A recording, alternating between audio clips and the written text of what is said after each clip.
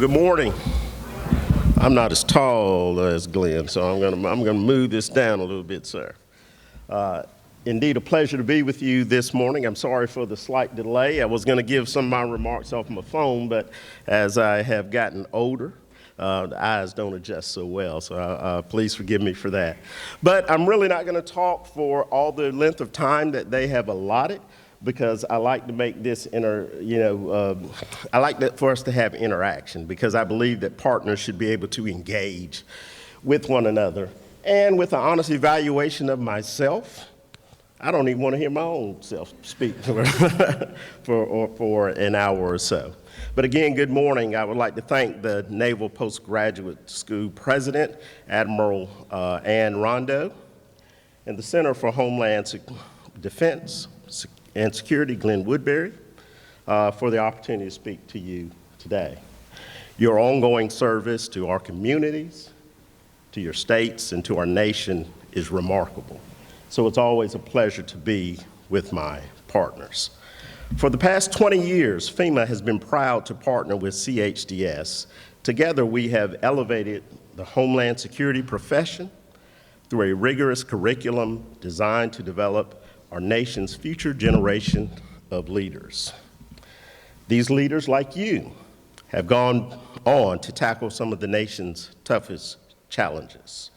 They have influenced and developed policies. They have led change. And most importantly, you have saved lives. CHDS alumni also represent over 2,000 state, local, tribal, and territorial communities and many federal agencies that you represent.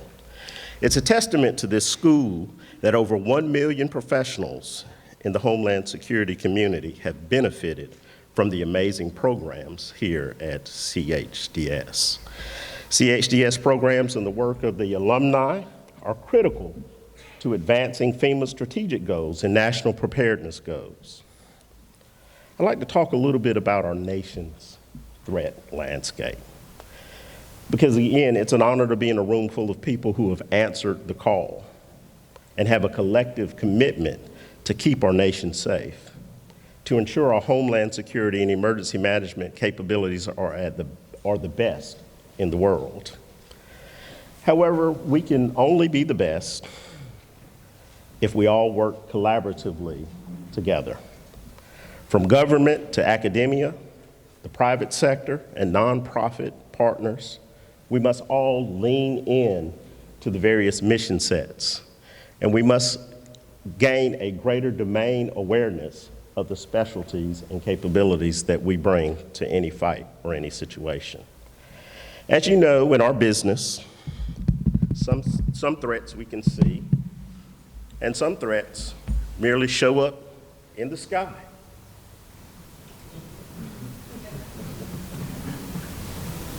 And so for that reason, it is extremely important that over the past few weeks and ongoing into the future, that FEMA and other partners lean in forward with our military personnel. We are well partnered with NORTHCOM and NORAD as they downed an unidentified aerial phenomenon which reached both the US and Canada airspace. From what we know, at least one of them had the capability to monitor US infrastructure. Our military and intelligence community partners now have an important mission to understand the specific capabilities of our pacing threat, which is China, and assessing what we must do in order to close the domain awareness gap that we face. These incidents underscore the prioritization of nation-state threats and potential consequences that we must be prepared to manage. This work is critical to our democracy, it's critical to our economic survival. Our collective threats don't always exist on a kinetic level either. Last year, I participated in Fleet Week, in a Fleet Week exercise at the Port of Los Angeles. The port itself is a national asset, employing over 500,000 people, handling over $250 billion of cargo annually. The exercise centered around a no-notice earthquake and the ramifications it would have not only to the area, but to the nation. Consequences which could cripple our economy. Mere days later after that, I read an article where I learned that the port faces 40 million cyber threats each month. Think about that. 40 million cyber threats a month.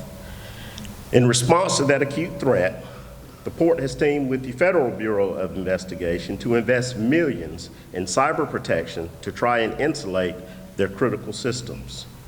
The port is just one example of critical infrastructure in our country which could be disabled with the intent and the capability that we know that our peer and near adversaries have or are supporting through rogue actors and transnational criminal organizations. We must also talk about one threat that the entire world is staring down together. The global crisis that I am talking about has been recognized by the Pentagon, and it is a threat to our national security, and that is climate. It's causing more frequent, more intense, and more destructive natural disasters. Now, despite the fact that I'm appointee of the president, appointee of the governor of North Carolina prior to that, I'm not a political person. I'm a law enforcement officer by trade, developed and grew and removed the scales from my eyes to become a public safety servant, partnering with military and emergency management and public safety professionals across the entire spectrum. So I don't talk about climate to get in any political affray or discussion about whether it's real or not real. I believe it's real because I see the consequences. Being from North Carolina, I have felt the consequences, have seen the pain and suffering that goes along with an extended hurricane season, which is no longer a season. Since coming to FEMA, I have been out west and I've seen the wildfire season no longer be a season, it's a wildfire year, as we have to caption it. And I've seen the existential threat that heat and snow and flooding events have caused. Again, they are more frequent, more intense, and more destructive in our natural disaster realm. Our ports at home are flooding, and our troops overseas are battling the effects of extreme heat on the front lines. Coupled with the increased kinetic and cyber capabilities of our adversaries, we are now, for the first time since we have established ourselves as the global superpower, facing the prospect of a contested homeland, along with threats to force flow and force projection. On the home front, we've seen in the Pacific Northwest, where they have succumbed to heat domes, people freezing to death in their cars, submerged in snow in Buffalo, and elderly drowning in their homes as a result of Hurricane Ian.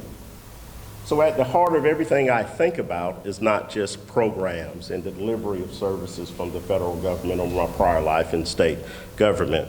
The heart of what I think about is people suffering. And so I would challenge you to never take your eyes off of what it truly means to serve in the varied and wide professions that we have. I'll share a little story with you that when I came into FEMA, we had a disaster, and there was a senior, not upper senior, but a seasoned, I'll say, veteran, and there was a disaster that we were talking about. And from my history, I wanted to know how many deaths has that community suffered. The response that they gave me was not satisfactory, because his response was, well, that's not really our problem.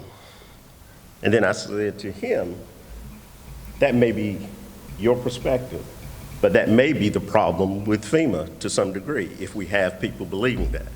So I wanted to bring that perspective back to the federal government, the federal interagency, that at the heart of everything we do, it takes more than just us saying that disasters begin and end at the local level.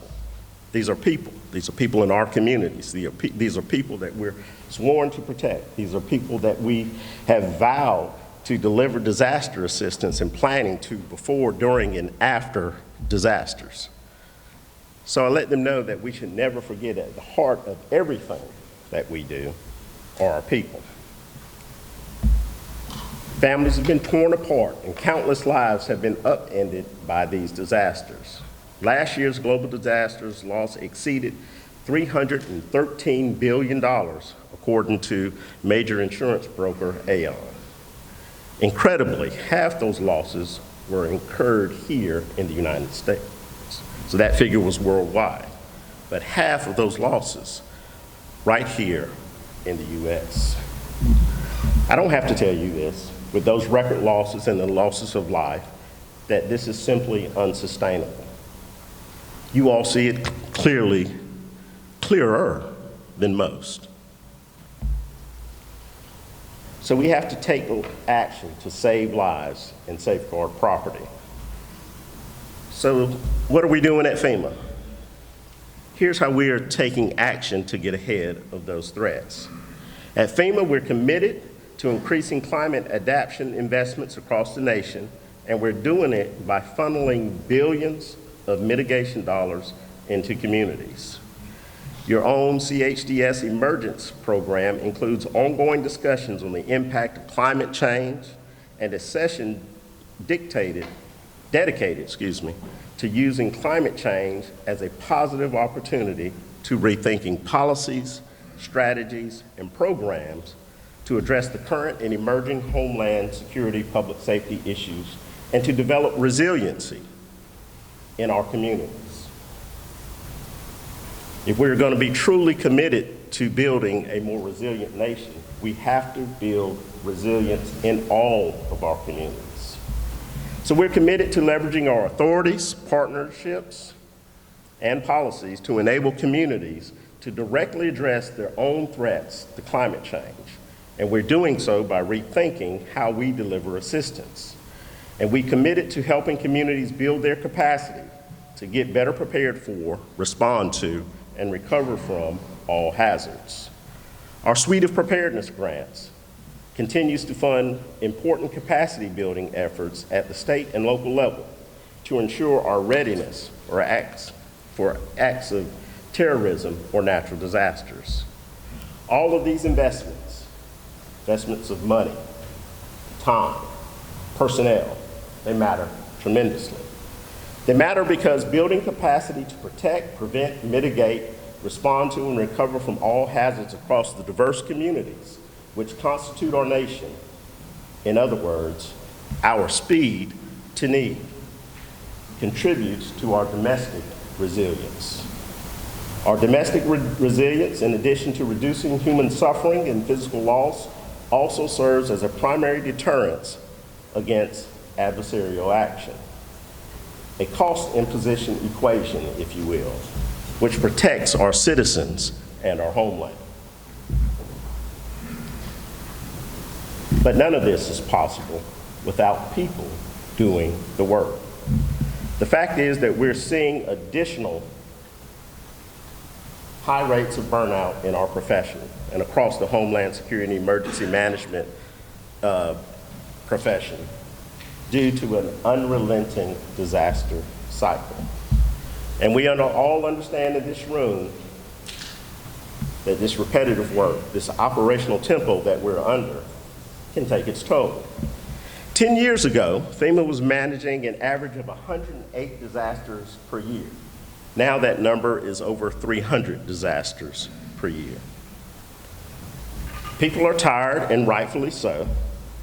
So at FEMA, we're thinking of ways to promote readiness in our workforce with an eye toward increased operational tempo. We are relentlessly recruiting the next generation of professionals who know that we're going to be faced with an incredibly complex set of mission challenges. And we're still striving to do it in a way which promotes diversity in our ranks, and so communities see themselves in us as we protect them. I'm proud to serve alongside the 20,000 plus of the most dedicated public servants in the federal government and the partners like you in this room as we continue the important mission of protecting the homeland and our citizens.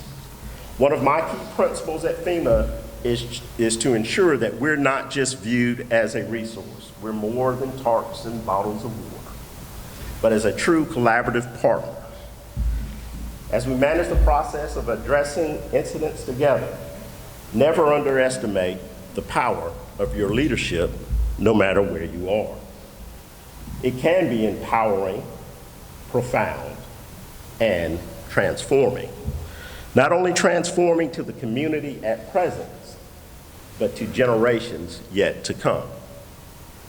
Both process and proactive principled leadership converge around ensuring that we have the right, inclusive, collaborative people at the table to make decisions, to develop as a team, and to most importantly, to develop other leaders. And that's why I'm so proud to be affiliated with this great center. I also want you to think about this, that as leaders, we should accept the responsibility of not just striving to be transactional, but endeavoring to be transformational. Leadership requires all of us to count our blessings and not just our burdens. While you should certainly inventory your challenges, I also encourage you to immediately account for your assets. Then leverage your assets, commitment, partnerships, and leadership to take on those challenges with a grateful heart in mind. And why do I say grateful? Because to me, in my personal journey, it is a blessing to be able to serve others. You know better than anyone that this job is not easy. You have been entrusted with a great responsibility of not just staying 1 or 2, but 10 steps ahead of future threats that we may face. You are collectively America's protectors and problem solvers. However, I recognize that the public's confidence in government, in each of us, is rooted in our ability to be forward-leaning, informed, and prepared to manage the nation's most complex incidents and events. Catastrophic weather events, pandemics, domestic terrorism, mass migration to our borders, and cyber attacks are no longer uncommon events. These are challenges that we face each and every day in this new normal. We are consistently challenged to assess the nation's ability to manage competing demands with resources to crisis in whatever form it may arrive. The all hazards approach cannot just be a catchphrase.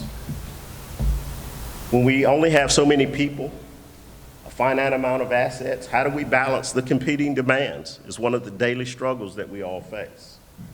In the many challenges we find ourselves thinking about today, we often find that we do not have enough of either of those resources. This is why we must establish strong interpersonal, interdepartmental, interagency relationships equipped to solve the complex challenges of tomorrow. So I challenge each of you today, as I try to continue to challenge myself, to start thinking big beyond your boundaries. This will help you see new perspectives and inspire others to do the same. I challenge you to invite partners who have not traditionally we have thought to invite to the table. This will help you identify innovative solutions to solve the previously unsolvable. I challenge you to be fearless in the face of the unknown. This will help you to avoid becoming paralyzed by complexity and uncertainty. Importantly, I challenge each of us to learn to embrace risk with collaborative partnerships outside our own silos of excellence. Lastly, I challenge each of you, as I try to challenge myself every day, to qualify your service with excellence.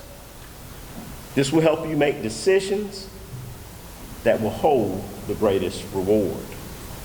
A little later today, you'll have the extraordinary ability to hear from one of my trusted colleagues, Nitin from CISA. They're doing fascinating work. They're a growing organization, but they face challenges too because they have to compete against the private sector. Embrace what Nitin has to tell you earlier today. Embrace the opportunity to be at breaks and to form new partnerships out at the breaks and right here at the table today. Understand the nuances of what this program is going to be talking about today. I understand you're going to have a discussion about patriotism as well today. Patriotism often informs me as to the why for me. It's a deep and abiding, for me, it's a deep and abiding love for this country that I've sworn to serve. Even in the face of the challenges that this country has offered, been a participant of, and fell short. Being an African American in the U.S. can provide for a complicated journey because our history is complicated, but it in no way impacts the patriotism that I feel for this country. And so I hope there's a great discussion about that because people rally around patriotism oftentimes around a shared idea, race, ethnicity. But America was built on an idea, one that is spoken about from president, from either party throughout our time. And I'm a firm believer in the American dream, even when the dream has not lived up to its highest of ideals. And so I challenge you to don't be discouraged, don't waver in your leadership, don't waver in your commitment to public service, and as we all age and get a little bit older, don't waver in your efforts to bring new and young people into our professions. I thank you for your time to listen to me today, but I welcome any questions that you would have of me.